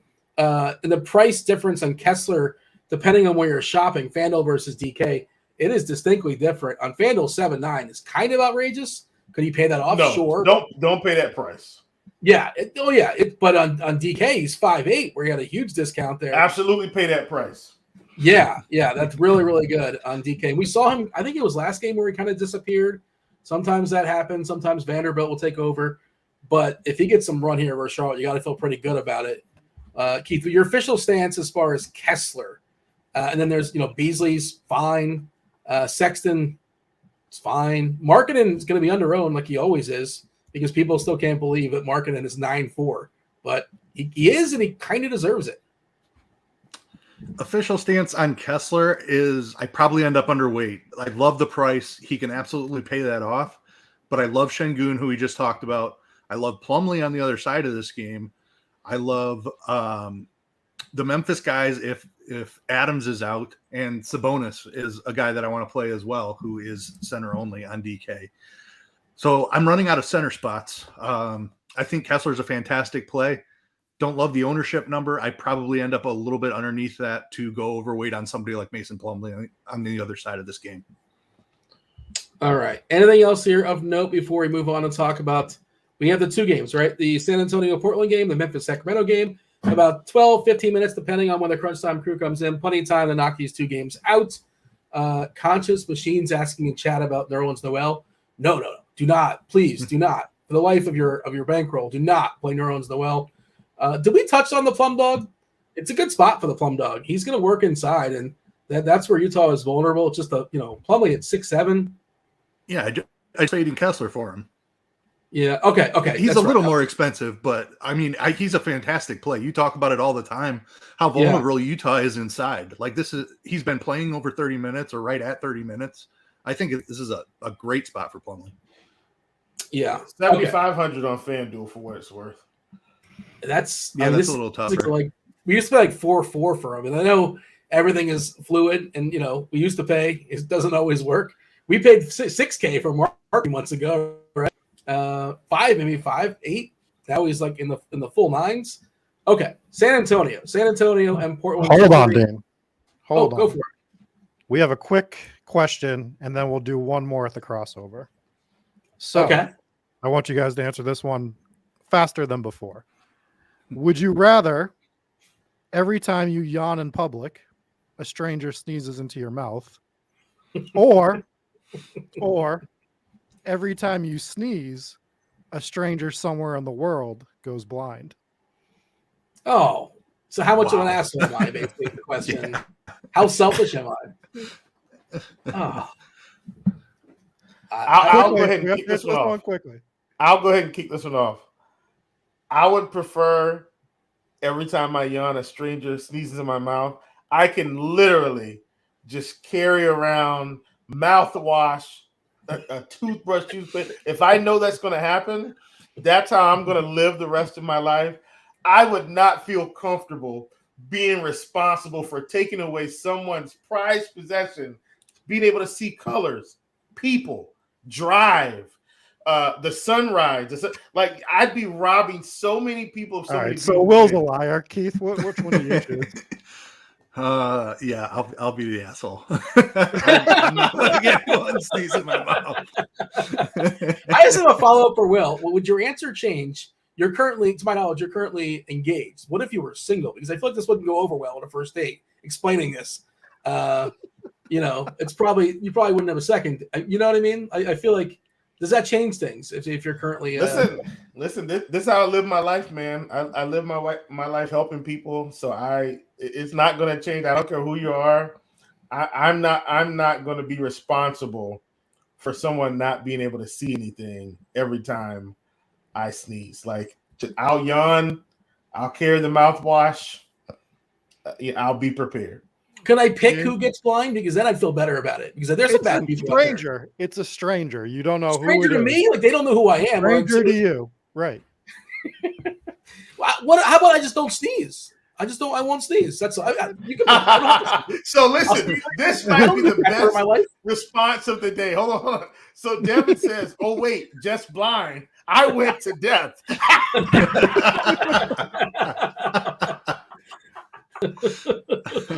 Incredible. This is incredible. Dean, answer, because you guys have 10 minutes to do 2 games, and then we have one I did left to answer. do I'm just not going to crossover. sneeze. It doesn't matter. I don't need to sneeze. It's overrated. That's a cop-out. True North coming in with the second best comment of the day. Dean sneezes and the 747 pilot goes blind, coming in for a landing. I don't know, man. That's a tough question. Man. Whatever. If I get, whatever. I have a pretty good immune system. I'll be fine. Okay. Hey, we have 2 more games. By the way, did we touch on? I apologize if we did, Keith. Mark, I know you mentioned them in passing. Mark Williams. How much are we actually going to get of that? Because we're projecting like 18 minutes. This dude, and I know he's been great fantasy point per minute, but what can we realistically expect from Mark Williams? I mean, realistically, I think 30 DK points. This is a DK conversation only. I don't think you do it on FanDuel. Just because the 3,100 is useful, and he has put up 30 fantasy points in his 18 minutes. He's not getting more than 18 minutes. He's playing the backup 5 minutes to Plumlee, and that's it. That's all you're getting. But it's a great matchup, and he has been a monster per minute producer. So he's in play just because of the $3,100 price tag. But don't expect more than 18 minutes. Yes. Spurs at Blazers. Spurs are fully healthy with the exception of Devin Vassell. Blazers are fully healthy with the exception of Justice Winslow. 240.5 is the total. Spurs are 8-point dogs here. I think Lillard's upset about last night with Pat Bev. Pat Bev was talking some smack. I think he might take it out on this Spurs team. It feels like He needs to be upset because they gave up a lead. Don't get mad at Pat Bev. Play the game and win. They were down. The Lakers were down, the 20 or something like that, and they came all the way back? It was more than that, Dean. You can't blame Pat Beverly for that. Yeah, I'm just here reporting stuff. I just know Lillard was upset with Pat Bev. Basically, Pat Bev was taking a victory lap in for shutting down Lillard. He's going to take it out tonight, I think, on San Antonio. You tell me, Will, as far as this game. Spurs, I have very little interest, although I think the best game of the year for Pirtle was against Portland, if you care about such things. But I don't really love the San Antonio side. You tell me otherwise, or feel free to cover it all. Yeah, I'm not too interested in the Spurs. I don't mind Jeremy Sochan, though. On DK in that mid 4K range. Like, I think he's okay. Dame's fine. I think Josh Hart's a little bit too cheap on DK as well. But that's about it for me. I'm not going to be trying to force this game in. Too many other really good spots. Yeah, Keith, same thoughts. And I do want to throw out, like, what happened last night? I didn't watch this, but what happened with Nurkic getting played off the court? I guess he was just horrendous. I don't think it was foul trouble. Now, the positive is, good matchup here, back half of back-to-back. San Antonio, along with Utah, one of the worst teams on the inside, so Nurkic can really do his thing. can immediately bounce back after a terrible performance. Do you know why he played so few minutes last night? I don't think it was foul trouble. I think he was just getting worked by somebody. And your thoughts on the Blazers in general? Jabari Smith is officially out. That just came across. Yes! Tari Eason season, possibly. Indeed, Tari. No, it's Sengun. It's Sengun. And Sengun's minutes That are like, too. through the roof. Locked Sengun's in. awesome. Yep. I did not dig into this Portland situation and why he only played 15 minutes. I have to think it was an anomaly, and we are not at risk of that happening again. He didn't play his fourth quarter rotation at all. Yeah. He ended the game with, that's just in that time. I'll check on the foul trouble in just a second, but I wouldn't be concerned about. Yeah, but I mean, we have Pirtle on the other side. I don't know that Thomas Bryant was giving him the business, so I'll have to dig into it a little bit more. Thomas Bryant was getting off a little bit in the second half for sure. The second half for sure. All right. He had 4 fouls in total. He played 16 minutes for what it's worth. 1 for 3 from the field. And Bryant's not a known defensive stopper, for the record. I don't know what was going on in that game. Well, here's what happened. Situation. Portland was up big time. I mean, they were up probably about 25, and the Lakers came out, and it was just a scoring frenzy. The Portland quit hitting shots. LeBron, all of a sudden, he was catching lobs, and I mean, every time you look, it was a bucket. They hit a three. The Lakers score another 10 points. Like they just couldn't get back in control of the game. Yeah, but they played Eubanks 31 minutes. They were losing. The Lakers were dominating. I don't know why they didn't think, let's throw them back. They were losing late. They weren't losing in the third quarter, Dean. Yeah, but that's why they should have put Nurkic back in, no? I think they almost waved the white flag, knowing that they had the back-to-back. I think it might have been back-to-back related, honestly. Either way, I wouldn't be concerned about Nurkic's minutes. We only have him for 25. I feel pretty comfortable he's getting 25 minutes here, especially with Pirtle on the other side. Yeah, I mean, I wouldn't honestly, be concerned. Nurk's a secret tournament play of mine tonight. Like San Antonio was bad inside. Like Nurk could have a 40-piece here. I like it too. I think he's really, really good for tournaments. I don't think it's very hard to get over him as far as ownership. 4% we're seeing right now. Well, that's on Fanduel, but I assume it's kind of similar on DK. Let's talk about the last game. It's got a lot of if-then stuff, and Andy's going to talk about it, I'm sure, in a second, as well as who's joining Andy. I should know this. Do we know who's joining Andy? I mentioned it earlier in the show, and Tim, TastefulTides, as well as Kevin Roth. They'll be on in about 5 minutes or so. The FanDuel-sponsored Crunch Time. Maybe news will drop for them. Maybe it won't. But we're playing the if-then game. John Morant, Steven Adams, both downgraded to questionable earlier in the day. Third game in 4 nights, back-to-back for Memphis. Now, they have lost 2 in a row for what it's worth. So maybe it's emergency. But, an ankle to Ja and a knee to Steven Adams. If is this stuff real, I have no idea. But if Ja doesn't go, Tyus Jones becomes the best play on the slate. If Adams doesn't go, certainly the front court opens up. Triple J becomes a little bit more interesting. But I think assuming Brandon Clark draws a start, he will probably become most interesting as far as those pieces. I think Domantas Sabonis gets better as well with the absence of Steven Adams. But, we got to be quick on this one. But what do you have here, Will, as far as Memphis and the Kings? The best we can do. It's a lot of if-then stuff. Yeah, I mean, I think Bane becomes a top tournament play tonight. I know a lot of us will be keen in on Tyus Williams. He's 6,100 on FanDuel, so I don't feel like he's as close. But Bane for me would be a top play on the slate, and probably one of my favorites from this team. Brandon Clark's another guy that I really want to get some shares of, especially on DK, where I think he's 4,300. But then also, it makes me intrigued even more with Sacramento. De'Aaron Fox, 8,300 on FanDuel. I think he's 87 on DK. That will put him squarely in play.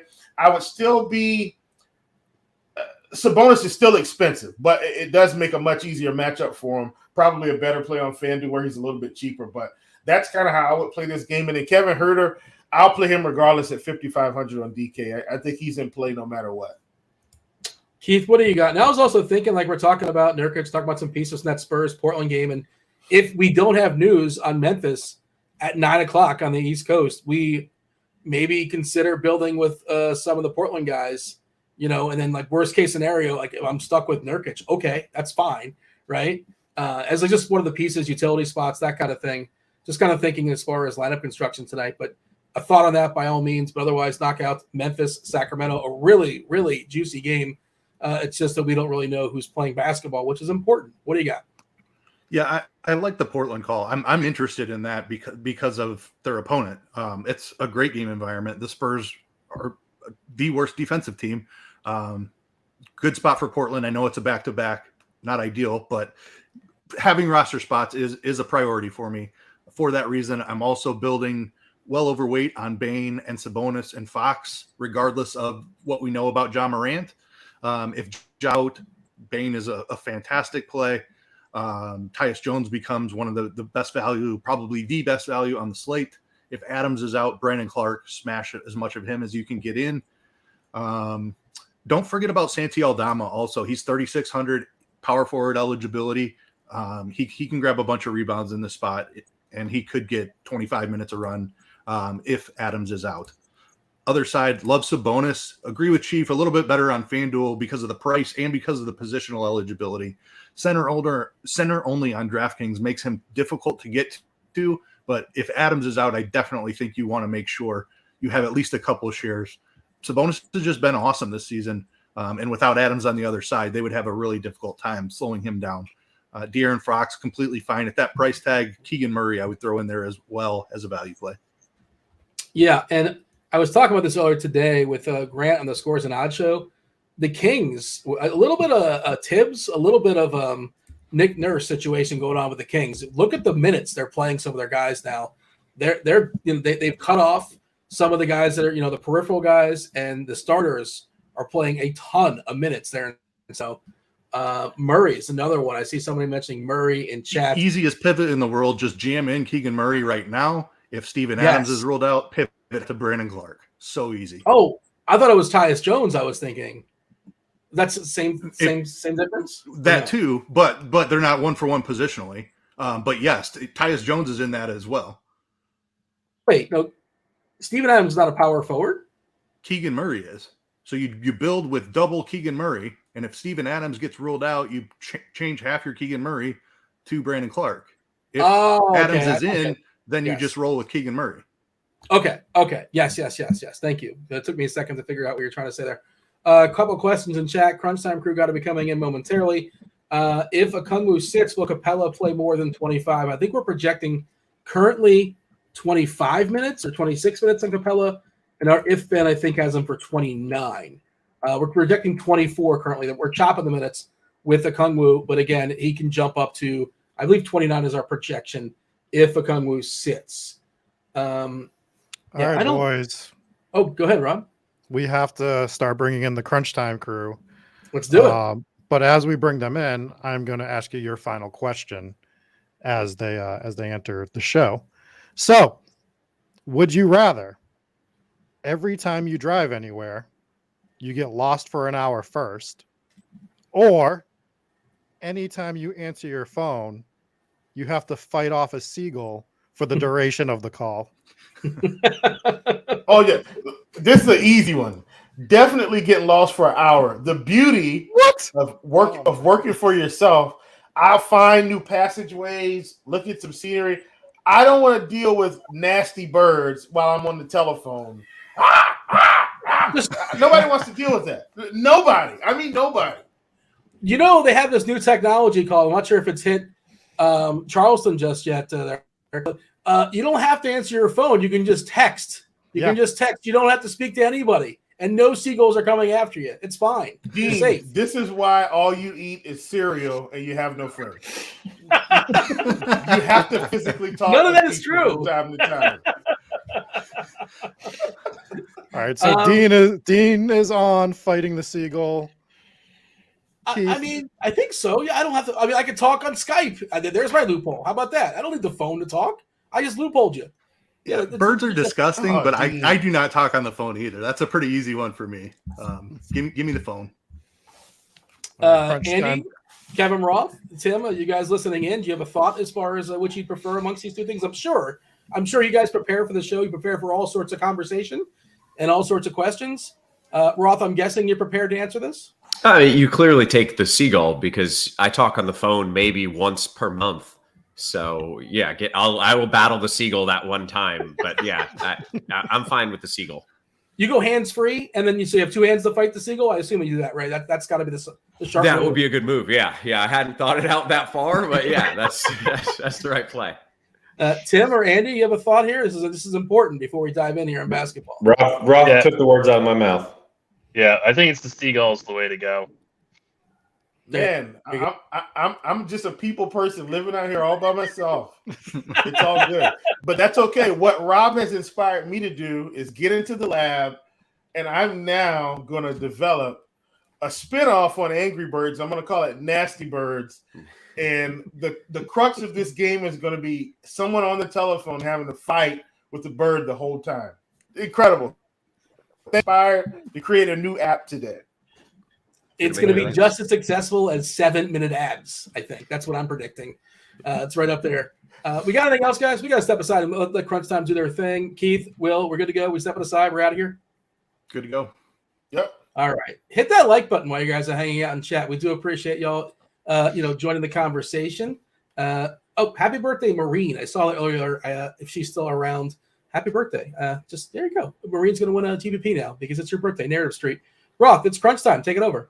Appreciate it, Dino. Good show as always, gentlemen. Welcome to it. It is Crunch Time. It is sponsored by Fanduel, and I am joined by two of the sharpest minds in the biz. One, Mr. Andy Means. What up, Meansy?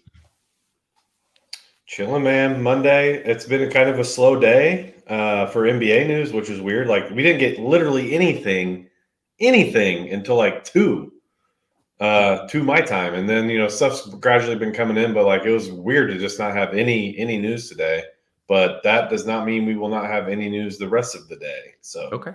Is there more things that we are anticipating breaking or waiting for here, especially in the next 30 minutes? Oh yeah. Our guy Ja is looking like he might be sitting tonight. Okay. Very exciting.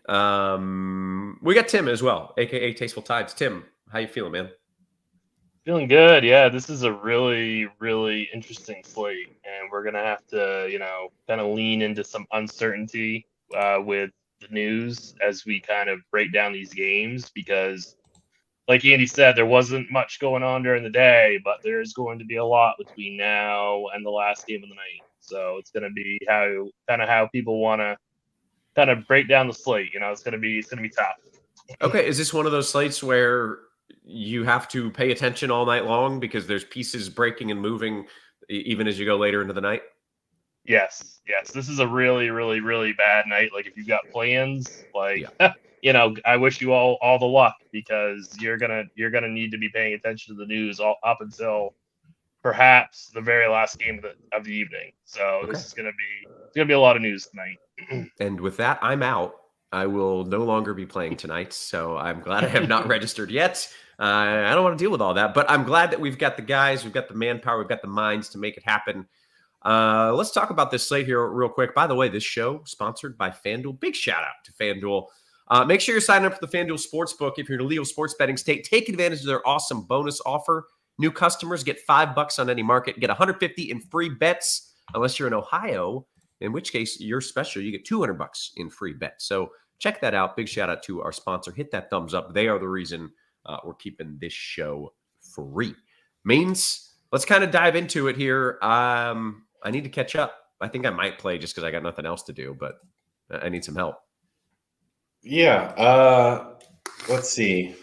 Like we alluded to the big one with the Grizzlies listing John Morant and Steven Adams questionable. We didn't get that till a little later in the day just because they're playing on the West Coast. And the odds certainly make it seem like Ja's going to sit at the very least. That line's moved pretty quickly and heavily towards Sacramento. He played it was one of those things where he played 36 and a half minutes last night. I kind of thought that's where this was all headed, just because they all tried to keep him on 33 to 34 when the game's competitive. So the fact that they did that makes me think they were kind of already eyeing this one to have him sit. So Gotcha. When we're looking at DK, I think you're absolutely building with Tyus Jones in your lineup. If you're just assume that's going to happen, and then we'll talk about some decent pivots otherwise. But he is lock button central on DK. He's 4-3. He's 6'1" on FanDuel, which is a drastic difference. And then we'll see what happens with Adams. I have no feel on that one, just because he usually plays through stuff. They've been handling him with kid gloves a little more this year, and by that I mean just he used to play through everything, and now they're at least giving him games off. Mm-hmm. So that one's a little tougher, a little tougher to read, and it's not like the plays will be as great if Adams is out. But like if Jaw's out, it's like definitely Tyus on DK. Still like him on FanDuel, and then I already have Bane tag. I already like Bane this morning, anyways. More just due to positional stuff on DK.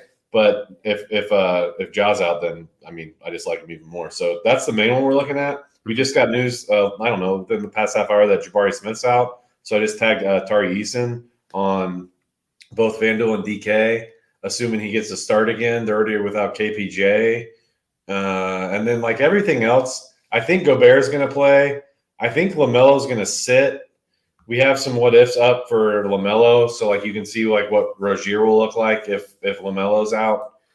And I think that's generally it in terms of the main injuries we're looking at. Okay, very good. Well, let's go ahead and get into the slate itself. Start with a little FanDuel cash, if you don't mind, Means. Yes, sir. Let's see here. All right, yeah. So I have Derek White, DeMar DeRozan, and Tari Eason tagged. I mean, I'm sure if you've been reading any content today, you see like why we like DeMar. He was out for 3 games. Like he was in the game he got hurt. He was 8,700. Missed 3 games after that. Came back. What was it? 2? I think it actually might have been 4 days ago. 3 or 4 days ago. Was 8,000. Played 37 minutes off the bat, scored like 48 FanDuel points, and he's still 8,000 again. Oh, nice. So just too cheap for him. Yeah. So just too cheap for him. I think he's your best spend up on FanDuel. Then let's just go through some other guards here. Again, I'm just going to peek at our what if again. So like, for instance, we have, if Jaw's out, we have Tyus with a FanDuel value score of 5.21. That puts him as the second best guard play on FanDuel behind DeRozan, who's shooting guard, small forward. So like, I think you're building with him too. So start messing with that. And then you have Derek White at 5'5", who I also have tagged. No Smart, no Brogdon, no Time Lord. That's an obvious bump for him and a few other guys. So those are the primary plays for me. Let's look into Anthony Edwards. Love him as a spend up on FanDuel. He's shooting guard, small forward. De'Aaron Fox, Jaylen Brown, those guys are 8'3" and 8'4". Those guys are good spend ups. Working our way down a little bit, you have Anthony Simons at 6'1", D'Angelo Russell at 6'5", Mike Conley at 5'7", Jaden Ivey at 6'1". Generally speaking, that's what I'm looking at the guard spots, but I think it's Tyus, Derek White, DeMar DeRozan, Anthony Edwards. Those are like the primary plays, in my opinion. Let's go to small forward, where a bunch of those guys I already mentioned, the 2 spend ups, Edwards and DeMar DeRozan. Then Tari Eason is only small forward eligible, so plug him in there, obviously. Trying to think. It's really that AK range. Edwards, DeMar, and Jaylen Brown. Markkanen's there too. Then if you want cheap stuff, like maybe Kenyon Martin Jr., but I think you're almost certainly playing Tari Eason here, and then one of DDR or Ant at the other spot. So not really worth wasting our time going through the rest of that. Power forward, Al Horford. Now the Time Lord got ruled out. I like him at 5'5". I do prefer him over Kenyon Martin if people have questions about that. They're $200 difference. Oh, and Keegan Murray's there. We'll talk about him more on DK. He's also 5'3" with small forward, power forward. I didn't mention him with Martin, but I think he's an option. Jeremy Grant at 6'6", perfect mid-tier tag. Portland going up against San Antonio has just been fantasy gold all season. I mentioned Markkanen at small forward. Little different, maybe more of a play here at power forward, just because all those other guys I mentioned in the AK range don't have power forward. So I think he might actually fit the build here at FanDuel. I think that's about it. Sabonis is okay. Giannis is okay. Tatum's okay, but probably not fitting the build for me because I like spending up at a lot of those guard and forward spots that I mentioned, like with the Ants and the DDRs. So I think to wrap power forward, I think you're looking at Markkanen as spending up, Grant if kind of that upper mid tier, and then Horford as the cheaper option. And then center, Ross Boy Shingun, 8,400. Remember when we played this dude and he was like 4.5, Yeah. and now he's like twice that. Well, they finally decided he's good and they should start playing him. And KPJ's been out. That helps too. His assist rate's gone up a lot with KPJ out, obviously running more stuff through him. I think he's at 1.48 fantasy points per minute in the 5 games without KPJ, and been playing more minutes too. So I think he fits the mold here. By the way, did you see him get dunked on twice by Ant? Did you see both of those dunks? Yeah, like my favorite thing about those dunks is that how easy Ant made it look. So like makes the dunk look not even that cool. Yeah. Like compared to like the Jaw one that has like so much authority, and Boogie is pumped and is like right behind me. Anyways, that's all I really have is Shingun and the Horford. I'm gonna pass it to you. Yep. Sounds good. Okay, Tim, let's talk some tournaments here. It feels like, especially at the guard position, there's some going to be chalky plays. What is your plan here? I'm 100% with Andy that it's like all about this kind of Grizzlies situation, and I think even on FanDuel you can build with Tyus Jones in. Mm-hmm. I know that he's 6,100. Like on DK, you absolutely have to play him in all formats. He's 4,300, but I still like him even on FanDuel. For tournaments, I love De'Aaron Fox. Projected for 38 minutes right now, $8,300 on FanDuel. He is one of my favorite, maybe my favorite tournament plays. Dame Lillard is another. Like, it's going to be angry Dame tonight after their collapse last night. Like, he going up against the Spurs, which are the worst defensive team in the NBA. So I really like getting to Lillard as like a contrarian spend-up option. I don't think a lot of people are going to be playing him tonight. We have it projected for 9% ownership on FanDuel. That's insanely low. And then the other thing I wanted to talk about is kind of just in terms of a macro perspective on GPPs is how you deal with Boston tonight. They're in a really good spot. They're down a few bodies. But if you take up too many roster spots with that situation, you won't be able to adjust to the news later in the night. So I would implement maybe a max of 2, perhaps even just like a max of 1 in your rules, because there's just going to be a lot of news. So right now, personally, in my single entry build, I've only locked in Derek White, and that's it. You could definitely play Jaylen Brown if you wanted to, or Jason Tatum, or Al Horford. I mean, they're all good spots. They're all in really good spots, and the chances of them all failing are very, very, very small. So I think you should have a little bit of exposure, but I wouldn't go too crazy with it because you're going to need a lot of flexibility for tonight's slate. So that's kind of where I'm at. I just wanted to touch on that real quick. Moving over to small forward, DeMar DeRozan is going to be super, super chalky, especially on FanDuel. We have him at 42% owned. I kind of like pivoting to Jaylen Brown, but I don't hate it just because like DeMar and Ant are going to be super, super chalky. So any is going to be pretty different. So guys like Desmond Bain, Jason Tatum, Keldon Johnson, Lauri Markkanen, guys like that, I love for GPPs. Okay. And then I wanted to hear kind of what Andy's thought would be on Şengün if Gobert plays. Andy, do you have a thought on that? Do you think that downgrades him at all? No. No? I wouldn't worry about it. Yeah. I mean, it's just, I don't know. To me, he's like this, this great player, but I still think Gobert is still an elite defender, even though he's kind of getting exposed. But yeah, but he also, like, Şengün gets a lot of his stuff just doing other, like, he contributes across the board a lot. So, like, I'm not as worried about, like, it's not like this is like a 30 and 10 guy, it's like a 18, 12 and 7 guy or something like that. So, yeah. Right. Yeah, I guess I'm just a little bit concerned with him going up against Gobert, but yeah. So those are kind of my thoughts. And then, like, in terms of a game stack that I don't think a lot of people are going to stack is the Utah-Charlotte game. I love that game. We don't know if LaMelo's going to play, but you could stack it up with, like, Terry Rozier and then run it back with like Laurie Marketing and Mason Plumlee or something like that, or Colin Sexton or some, there's so many different ways, or Mike Conley. There's so many different ways that you can do like 2-1s or 2-2s with that game. And I love that game because I think it's going to go very, very under-owned tonight. Very good. Got a couple questions here about Capella. Is he a smash if Okongwu is out?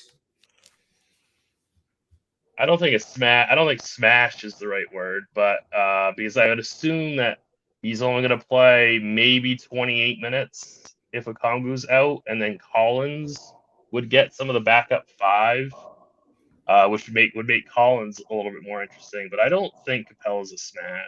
Andy, what do you think? Yeah, I caught them just talking about that right before we came on the show. The what ifs have him moving up to 29.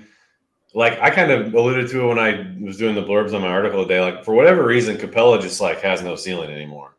Like they don't play him a lot of minutes, maybe not as much as they did last year, but like you just don't get those like 50 fantasy point nights from him anymore. Like he gets you like upper 30s, maybe he'll get you above 40, but like I don't know. Like they'll play Frank Kaminsky some too, and like Tide said, Collins will get some backup 5. So like. Yeah, I think you pretty much nailed it. Like not a smash. Like he'll look better in projections, but it's not gonna catapult him up into like, oh my god, I have to play Capella. Gotcha. Okay, very good. Well, we still have about 15 minutes left here before lock, so let's talk a little bit of DK means. Yeah. So you already mentioned Tyus is the lock of locks there, if assuming Jaw's out. Yep, and like the spend up on DK is a little difficult, or like what you're doing there, and like handling the Boston situation is a little more difficult because they're popping a little harder on DK than they are on FanDuel, and the game locks, when the slate locks, so that you have that weird thing Tides was kind of alluding to about how much you want to lock into that first game. So again, like you just said, build through Tyus, and I'm almost positive he's only double checking. Yeah, he's only point guard eligible, so. Build through him and adjust accordingly if for some reason Ja plays, and maybe even have something like a 2v2 of some sort that includes Ja in one of those pieces because he's like the best Archie value on the slate right now. Mm-hmm. On DK, he's only 9.7, so if he happens to play, make sure you try to figure that part out. Maybe it includes like Fox and Tyus or Ja and Keegan Murray or something like that. I don't know if those add up, but those are the things that you could be thinking about. All right, so build with him through at point guard, Tyus. Then you have Derek White, who I really like at he has point guard, shooting guard. Probably, assuming you also have Tyus in there, you could probably use him if you like the rest of your lineup. Is by that I mean like it's cool locking him up a spot. Peyton Pritchard is. Only 3-3 on DK. I would probably not play him in cash games personally. I think I would just hold off for better Tyus news and save that flexibility. Working our way up, you have Jaden Ivey at 6K. Desmond Bain, who I've tagged at 7.2 at shooting guard. Anthony Edwards at 9.3. Dame at 10.1. Like that's if you for some reason are building, like I said, with like Ja in there. Make sure you save yourself the $400 and just move it to Dame. I would be pretty surprised if we don't have the Ja news by the time the Dame game starts, which is the Blazers play at 10 Eastern, Grizzlies are at 10:30. So I would bet we'd have that. And then worst case scenario is make this swap anyways. They're like basically equivalent plays. So the play here for the 3 guard spots is essentially in cash. Mm-hmm. It's Bain, Tyus and White, right? I would do Tyus. I would do Tyus at point guard, Bain at shooting guard, and then what you're doing at guard varies, depending on. Yeah, you pretty much nailed it. I probably should just set that down the small forward. Actually, okay, all right. Well, that's what I was thinking. As you are, okay, but no, there are some options, and of course, we're not certain about the news yet, so we don't want to make that a lock. Okongwu is out, but we've already touched on that. Okay. I don't think that's huge, but I just wanted to let everybody know. Good call. Okay. Let's move it over to small forward. I think Eason's only power forward on DK, so we'll get to that in a second. All All right, small forward. So I think you're probably going cheap here if you're not playing like this 9K range. I think Tatum's is priced out, and you don't want to lock up that much salary anyways in the first game. So I think you're going basically two routes here. You're spinning up for like one of Jalen, Ant, or DeRozan. Probably would prefer Ant. Or you're going to go cheap with Rockets. You have Martin at 5K and Gordon at 4.4. This is probably the thinnest position on the slate. Like, obviously, there's good spin ups, but there's always good spin ups on DK. So I think you're probably going cheap here as like the first move, which would probably be a Rocket. So so it's cheap Rockets or one of those like 9K-ish guys, and I think that's pretty much it. I'll mention Josh Hart too, kind of in the middle ground. There's 5'1". I like him as well. Can I ask you about Giannis? Yeah. Can I ask you Giannis there? He's got small forward eligible. Oh, that's FanDuel, I suppose I'm looking at, huh? Oh yeah, he's power forward center on the, and it's his first game back. First game back after 5 games. You don't want to play. You don't want to play Giannis tonight. Okay, we got a question about it in the chat. Yeah, you don't want to play him. I wouldn't play. I wouldn't play him. Period. Even if I was building 150, I think there's just better spots and better ways to build your lineup. It's not a good spot for him. I mean, it's a great spot, but he's not going to get all of his minutes, I would assume. Gotcha. Yeah, that's the worry. Like, it's the matchup's the only thing that if like we've seen him get like 65 and 28 minutes, which would be cool, but then it's just it's like such a weird, a very specific thing to happen that you probably, like Tide said, you probably have better options. Yeah. Yeah. Okay. I'll close out these last two positions real quick. Tari Eason, power forward eligible. I went ahead and tagged him and untagged Murray. I think Eason's definitely the better play now. So you have, if you're looking for something in the forward slot, you can go Murray there, you can go Martin there.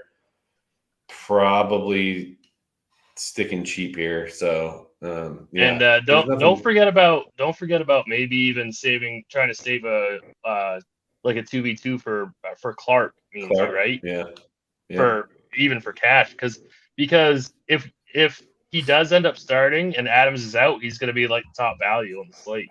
I mean, other than Tyus, and I think that what I said at the end of the last show is really smart. I think for cash is to put in Keegan Murray instead of the Houston guys. That's what I would do personally, but I mean, I don't know. I mean, I know it's tough because Murray's a good play either way, and then if we get Clark, you could play Clark, who's going to be an absolute smash. Yeah, I would put in Eason at power forward, and then try to get Murray in my forward or util, and then make that clean swap to Clark, because I'm not as certain that I'm getting Adams. Right. And I'm assuming Clark would start because I know he did. Last time Adams was out, Clark didn't play. The time before that, Clark did start. So. Yeah, I would. That's probably how I would handle it. I would go Eason and then use Murray in the forward or the util. Gotcha. Let's see. Yeah, that's about it because you're probably going cheap there. Can I throw one more name? Can I throw Sure. one more name at you? A few people in chat bringing up Triple J if Adams is out. He's going to look better.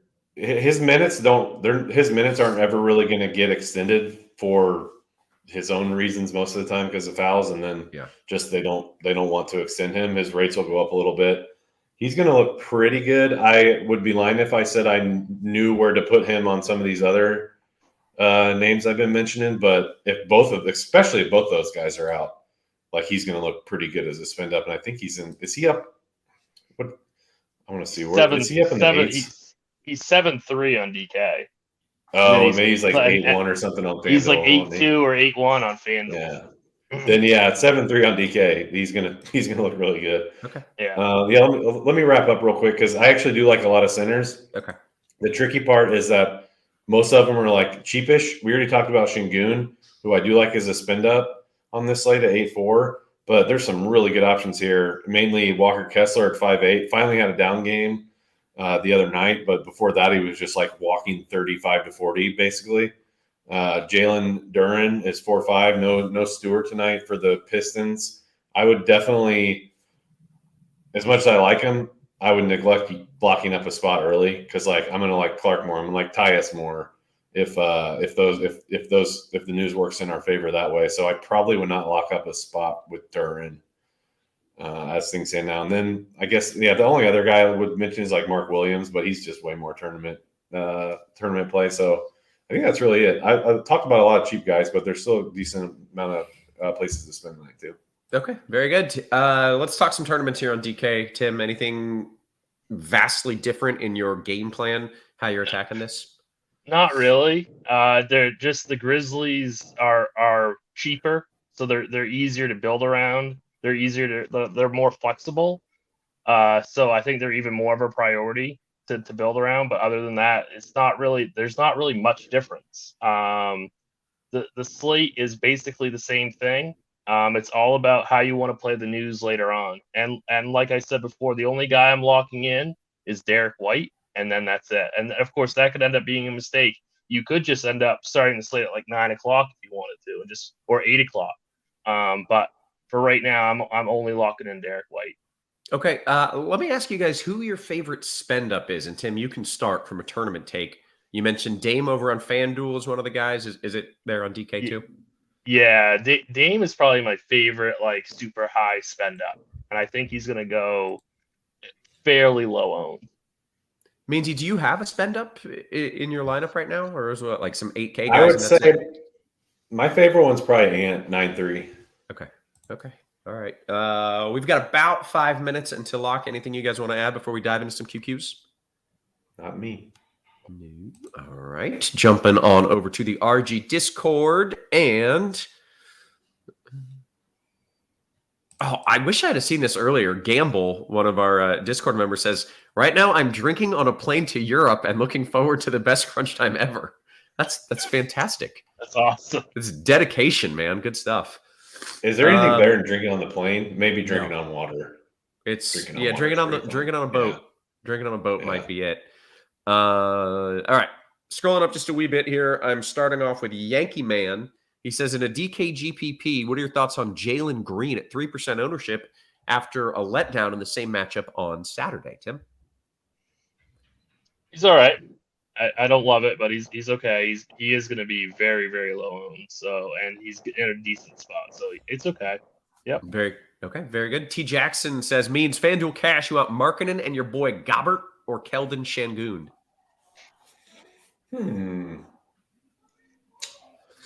I would go the first one. I just don't trust Gobert and cash on this, assuming he's back anyways.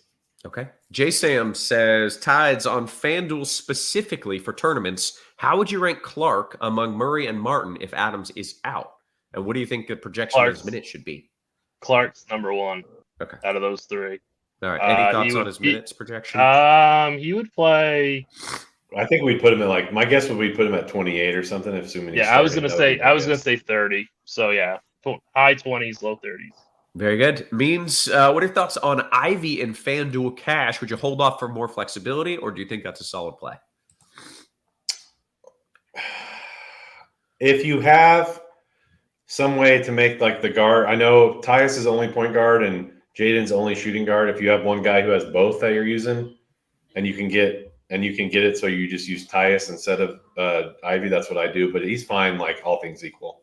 Okay. NBA DFS with 2 questions. I will start with his second one, which is, I'm assuming Old Man Griffin isn't usable on FanDuel. He is starting. He's at min price. Either of you have any interest? No. Okay. And I assume means he is a strong no for cash. He definitely can't play him in cash, I don't think. Yeah. All right. FanDuel cash means his other question was a 3v3, Fox, Jaylen Brown, and Keegan Murray, or Rozier, Markkanen, and Brooks. Ooh, now that's interesting. If news breaks your way, definitely the second one. That requires 2 guys to be out, though.